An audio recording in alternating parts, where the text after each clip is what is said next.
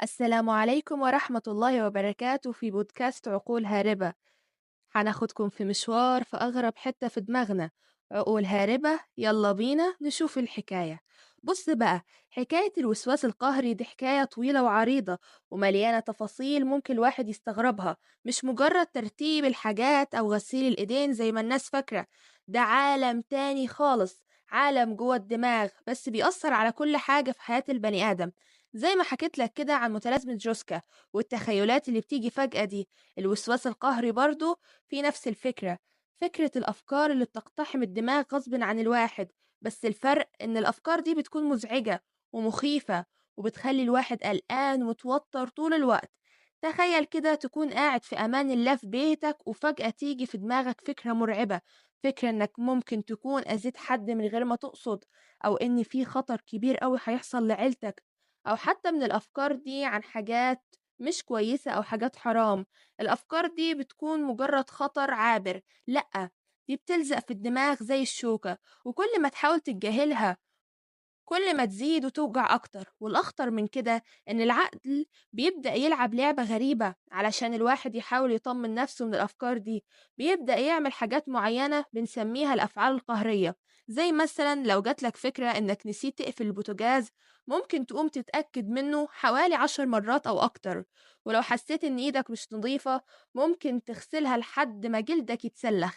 وفي الأول الواحد بيفتكر إن الأفعال دي هتريح القلق، بس اللي بيحصل العكس تماما. كل ما تعمل الفعل القهري ده، كل ما الفكرة الوسواسية بتقوى، والعقل بيتعلم إن الطريقة دي الطريقة الوحيدة علشان تطمن. وبكده الواحد بيدخل في دايرة مقفولة، حلقة مفرغة من الأفكار المخيفة والأفعال اللي بتريح مؤقتا بس بتسود المشكلة على المدى الطويل. تخيل مثلا واحدة ست عندها الوسواس القهري من الجراثيم، ممكن تقضي ساعات في تنظيف البيت وتعقيمه، وتغسل إيديها 10 مرات في اليوم. ممكن توصل لدرجة إنها ما تقدرش تلمس أي حاجة برّه البيت، وتخاف تقعد مع أي حد علشان ما تتلوثش. حياتها كلّها بتتقلب لجحيم بسبب الخوف من حاجة مش حقيقية أو مش موجودة.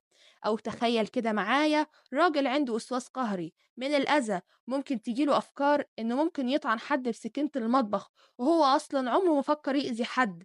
الأفكار دي بتكون مرعبة لدرجة إن ممكن يبعد عن أي حاجة حادة في البيت، ويتجنب يكون لوحده مع أي حد علشان خايف يفقد السيطرة على نفسه. الوسواس القهري مش بس أفكار وأفعال، ده كمان مشاعر صعبة جدا مش بيحس بيها غير المريض.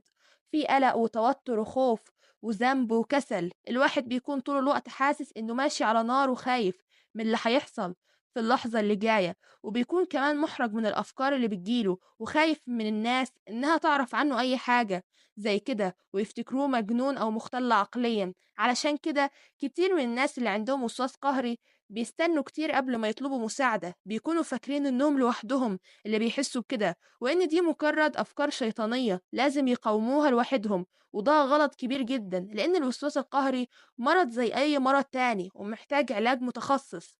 العلاج بيكون غالبا مزيج من العلاج النفسي والأدوية. العلاج النفسي زي العلاج السلوكي المعرفي، بيساعد الواحد يتعلم ازاي يتعامل مع الأفكار الوسواسية بطريقة مختلفة، وإزاي يقاوم الرغبة في عمل الأفعال القهرية. الأدوية ممكن تساعد في تخفيف حدة القلق والتوتر اللي بيكون مصاحب للوسواس. المهم في الموضوع ده كله إن الواحد ما يتكسفش يطلب المساعدة لو حس إن في حاجة مش طبيعية بتحصل معاه. الوسواس القهري مش ضعف ولا جنون، ده مرض ليه علاج. وكل ما الواحد بدأ يتعالج بدري، كل ما كانت فرصته للشفاء أكبر. وربنا يكون في عون أي حد مبتلى بحاجة زي كده، ويدينا كلنا الصحة والستر. الواحد لما بيسمع حكايات زي دي بيحمد ربنا على نعمة العافية، وبيتعلم إزاي يكون رحيم بالناس اللي بتمر بظروف صعبة، وخاصة الناس اللي بتمر بالأمراض النفسية. طوّلت عليك في الكلام، بس الموضوع ده شاغل بالي وكنت حابب أوضّح لك الصورة كاملة علشان تعرف إن الأمر أكبر بكتير من مجرد شوية ترتيب ونضافة. وربنا يشفي كل مريض، والسلام عليكم ورحمة الله وبركاته.